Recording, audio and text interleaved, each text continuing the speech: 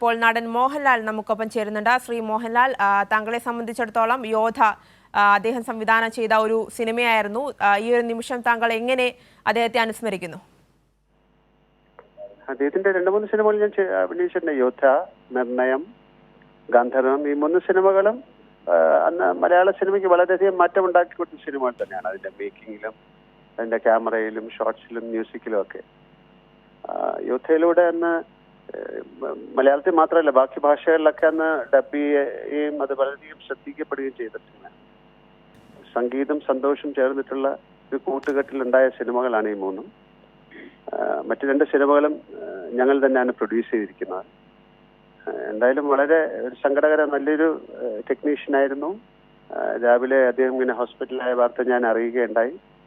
പക്ഷെ നമ്മളെല്ലാം പ്രതീക്ഷിച്ചത് സക്സസ്ഫുൾ ആയിട്ട് അദ്ദേഹം തിരിച്ചു വരുന്നതാണ്. സർജറി വേണ്ടി വന്നില്ല. അതിനുമുമ്പ് അദ്ദേഹം നമ്മളെ വിട്ടുപോയി.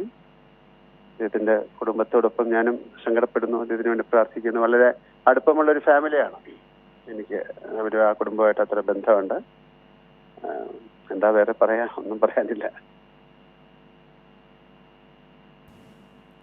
ശ്രീ മോഹൻലാൽ, താങ്കളെ സംബന്ധിച്ചിടത്തോളം അദ്ദേഹത്തിനൊപ്പം വർക്ക് ചെയ്ത ഒരു നടൻ കൂടിയാണ് താങ്കൾ. അദ്ദേഹത്തിന്റെ ഒരു കഴിവ് അല്ലെങ്കിൽ സിനിമാ ലോകത്ത് അദ്ദേഹത്തിന്റെ തുടക്കം കുറിച്ചത് മുതൽ യോധ എന്ന ചിത്രത്തിൽ അദ്ദേഹത്തിന്റെ കഴിവുകൾ പ്രകടമായിരുന്നു. പ്രേക്ഷക പ്രീതി ഏറെ നേടിയ ഒരു ചിത്രം കൂടിയായിരുന്നു യോധ.